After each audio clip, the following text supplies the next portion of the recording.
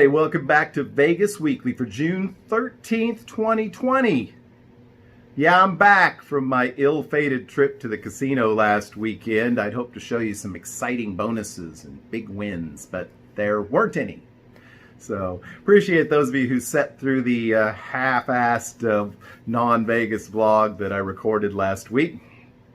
I've had a lot of sort of out-there videos on the channel lately, that with the casino visit, the 3-shot challenge. I don't think there's going to be anything this Wednesday, but do keep in mind a week from this Wednesday, which is some date in the late June.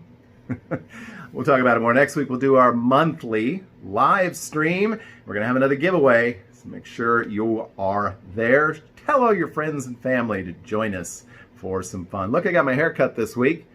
I look, well, I kind of look just the same. Anyway, so going to have a full-fledged show again this week. And of course, we're going to start off with the news from Las Vegas. And the news from Las Vegas is all about Vegas reopening, just like it has been for several weeks. Going to talk about what's happened since I last spoke to you, as well as the dates that we have confirmed for additional reopenings. Of course, last week, you saw Harrah's reopen just a day after the Flamingo and Caesars and MGM and New York, Bellagio. On Thursday, the 11th, Excalibur opened up. And yesterday, well, it's actually today because I'm recording this on Friday. Hey, almost time for a drink. Cheers. The Link opened. Well, kind of. The casino at the Link is open. The hotel is not yet open. In addition, Carnival Court is open. No bands, but a DJ. Miracle Mile shops opened up this past week. Planet Hollywood is not open, and there's no confirmed date for a reopening, although there is speculation that could be coming up very soon. Pete Valley, Big Elvis, is going to be back. He's back. There's going to be music also downtown on Fremont Street, but again, no live bands. Everything on Fremont Street is already open except Main Street Station. No word on when that may be reopening. As you know, Main Street and Cal, very reliant on the fly-in traffic from Hawaii.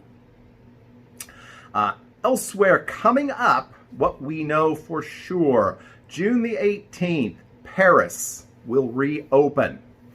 Now, I think Monamiga B is already reopened. I think maybe Beer Park as well. Those are not directly affiliated with the hotel property, but it will open on the 18th. Also, the Westgate will open on the 18th. I would bet 2 months ago, 6-8 weeks ago, the Westgate said, we're going to open June 18th. I said, I thought that sounds pretty realistic. Compared to some of the other properties which have changed their reopening dates a half a dozen times since then. So congratulations to the Westgate. They've gotten something right. They put a date down and they're going to honor it. Speculation again is out there that more of the Caesars properties will open next weekend, but we do not have any confirmation on that. The following weekend, Luxor will reopen June 25th, as well as the shops at Mandalay Place. Not Mandalay Bay, that will reopen under current plans on July the 1st, as will the Four Seasons. Also on July the 1st, we'll see a reopening of Aria. Again, we have nothing confirmed on Park MGM, Nomad, Vidara, or Mirage.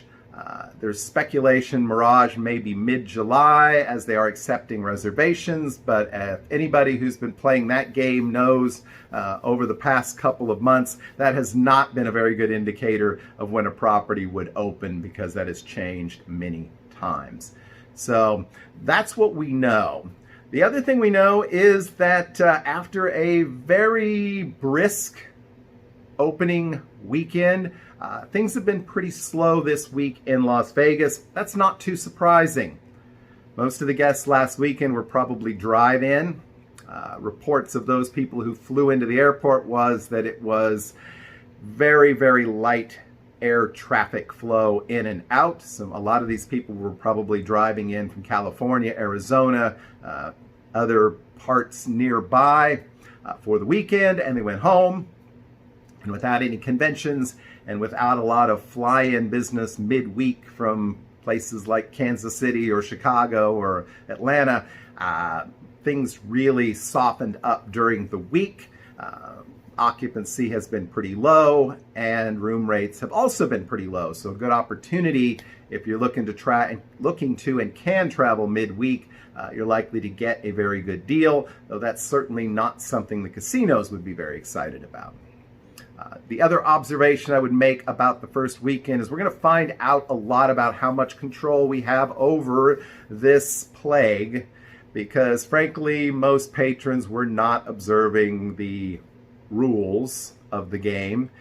Social distancing was not happening in most places, certainly when it got busy.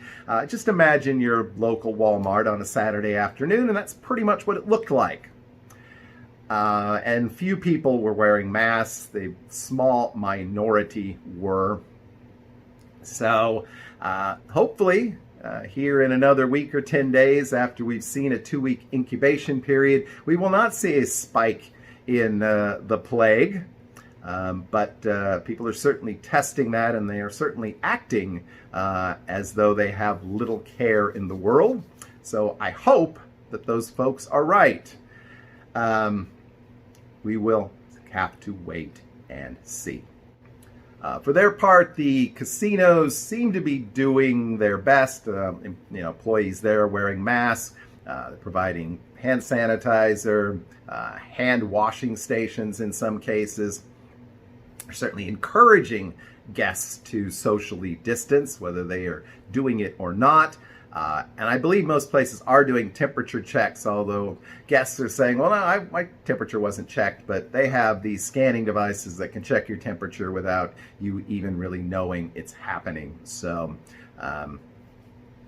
we will see. In most cases, you're not seeing housekeeping in these properties, room service, things like that, to try to minimize contact. And when you leave, they burn your sheets. No, they don't really do that. But anyway. So, mixed news out of Las Vegas, but we continue to see things opening, which I guess is a good sign, and hopefully we will have more news of openings again next week. But you know what most of us have been waiting for the last several months, and that's for our local bar to reopen. And in some places it has. But if it hasn't happened in your home, I'm certain that you've had an opportunity in recent weeks to mix up your own concoctions that have been concocted right here by our own master mixologist, PJ of PJ's Cocktails. He's got another one for us here today, so let's check it out. Hello, ladies and gentlemen, and welcome to another episode of Cocktail of the Week with your host and not a professional bartender, PJ. Hey, John, thanks for that fabulous introduction. How you been? How you handling this COVID-19? Man, how about that cousin JP? That guy is one crazy character. Hey, anyhow, welcome, ladies and gentlemen, to another episode of Cocktails of the Week. Today we're making the Malibu Summer Rose. That is a 5-ingredient drink. With the casino starting to open up slowly, you might want to get one of these. So ask your cocktail waitress or your favorite bartender to make you a Malibu Summer Rose. This drink has just 5 ingredients. And when I come back, we're going to put all 5 of these together. Stay tuned, everybody. The best is yet to come. Malibu Rose, Summer Rose, that is. Alrighty, welcome back, ladies and gentlemen. We're going to be making this drink directly into the glass. So first thing we need to do is we are going to put in our version of crushed ice. And though this drink is not sponsored, I want to thank the people at Chick-fil-A where I get my pebbled ice. It is great stuff for this drink. All right, first thing we're going to do is 1.5 ounces of Malibu coconut rum. Lovely. Next thing is 1.5 ounces of peach schnapps. And ladies and gentlemen, this glass is going to be too small. Oh, I got to do this again. Son of a bitch. Hey, this is going to look good on the blooper reel. I got the wrong glass. Be right back. All right, we're back. Once again, we've added Malibu, coconut rum, peach schnapps, crushed ice. I guess again, I am not a professional bartender. Here we go. Here we're going to add 1.5 ounces of pineapple juice, 1.5 ounces of orange juice. Slide these puppies away. The secret ingredient. Let's add a little more ice.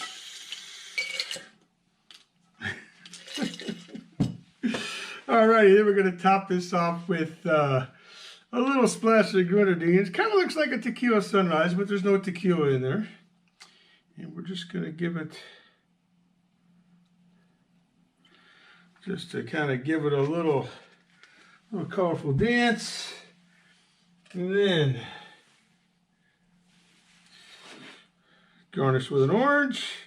And today we're going to be introducing our little umbrella. Ladies and gentlemen, there you have the Malibu Summer Rose. Malibu rum, peach schnapps, pineapple juice, a little bit of orange juice, a splash of grenadine. And ladies and gentlemen, I present to you the Malibu Summer Rose. Nice looking cocktail. Cheers, everybody. But wait, there's one more step.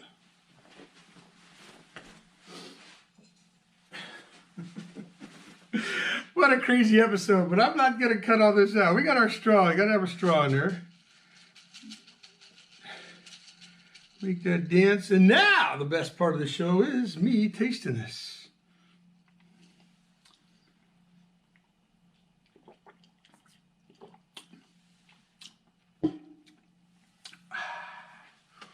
Ooh, baby. That is good. That is very good. I know I say this after every drink I make, but this might be the best drink that I've made on this show. Ladies and gentlemen, the Malibu Summer Rose. You got to have this. Man, the rum tastes good. You taste the pineapple juice. You taste the orange juice. You taste the peach schnapps. Peach schnapps might even be a little strong. Good stuff. Good stuff. John, I got to throw it back to you. I don't know what I got going on here. I think I'm out of practice. You give me those couple of weeks off. I forgot how to do the show. Ladies and gentlemen, once again, cheers is a good drink. John, I'm out of here. Take it over, buddy. Good night, everybody.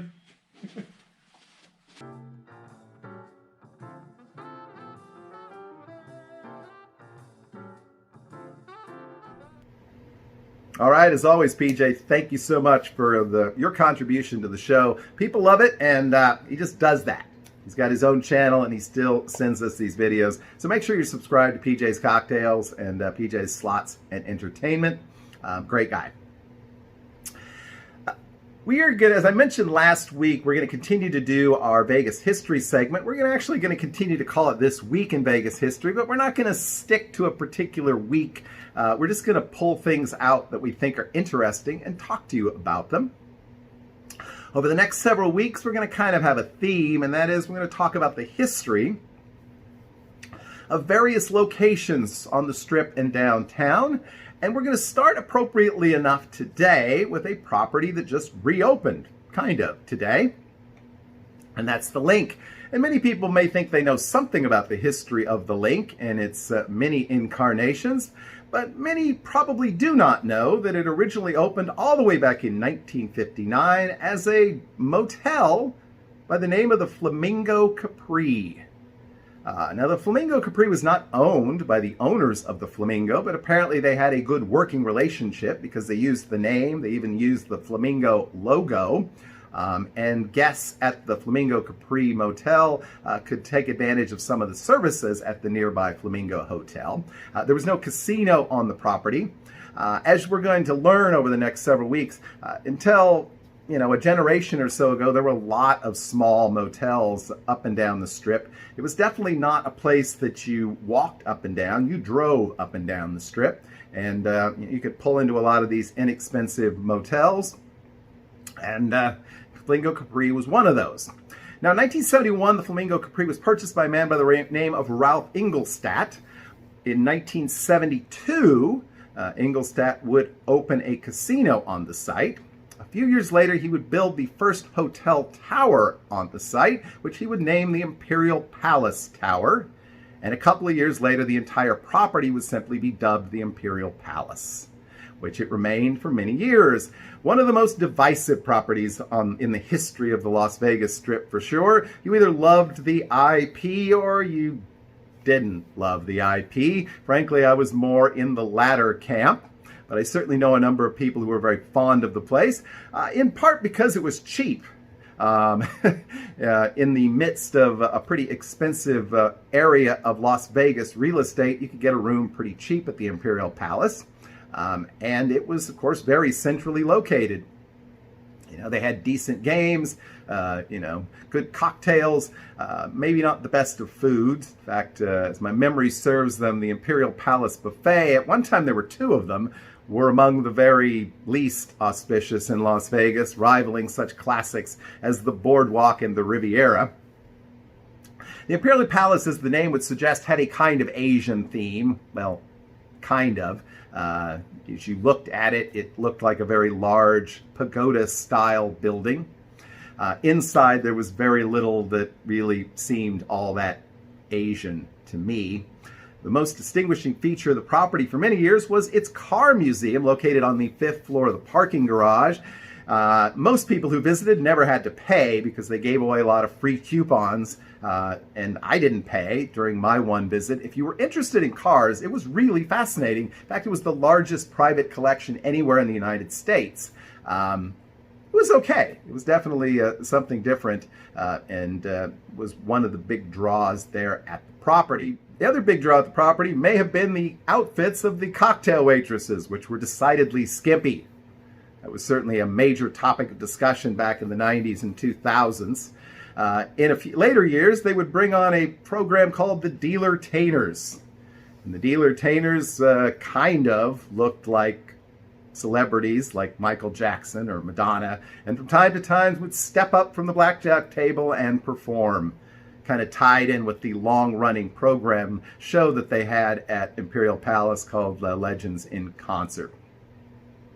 Over time, the hotel would sprout a number of additional towers, reach over 2,500 rooms. In fact, at one time, it was the second largest privately owned hotel in the world. Now, the owner, Ingolstadt, was a bit of a controversial figure himself. Apparently was quite fascinated, at least, with Nazi Germany memorabilia. It was reported that he and friends often celebrated Hitler's birthday, something that's wasn't even politically correct back then. It nearly cost him his gaming license, but a sincere apology and a large fine saved him. However, the Imperial Palace was well known and a pioneer in terms of employing those physical and mental challenges, and received a number of rewards for it.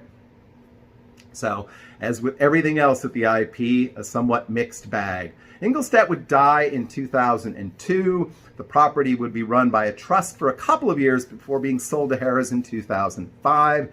Initially, it was thought very likely that the Imperial Palace would face the wrecking ball.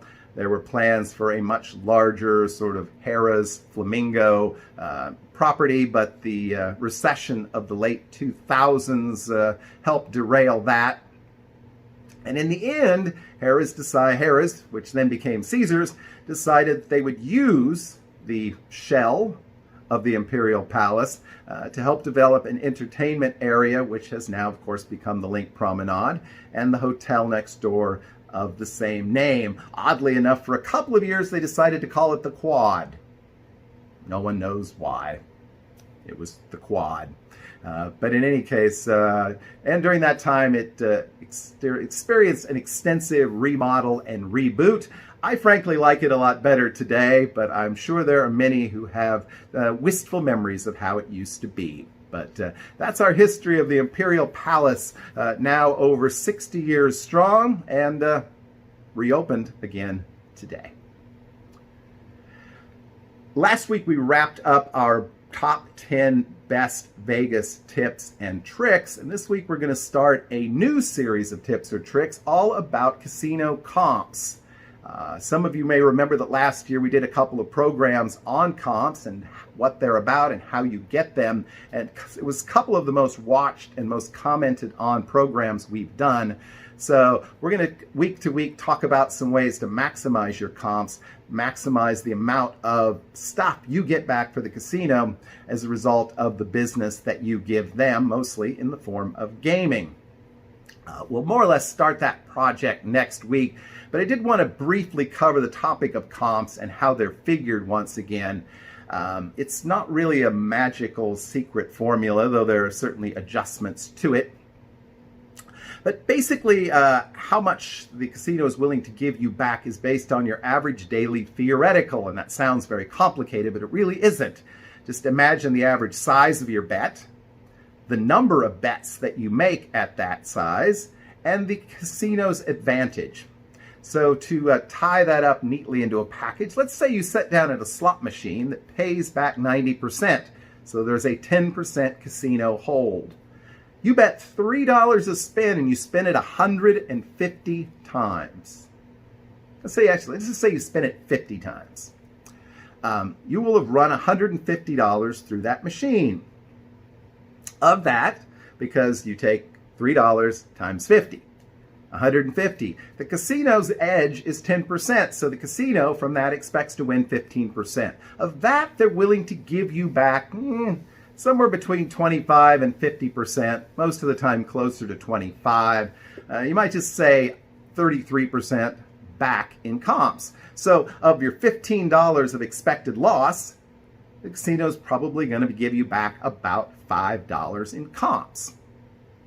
Now, obviously, if you spin that wheel 500 times instead of 50, now the casino has a shot at $1,500 of your money, of which it expects to get $150, and now your comp is going to be about a third of that, or $50. Now you're getting to the point where you might get a free room, or at least a couple free buffets.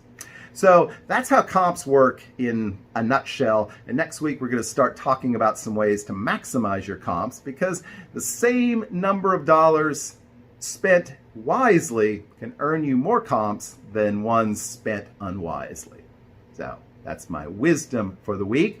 And as always, the show's gone a bit long today, but hopefully it's been entertaining and interesting to you.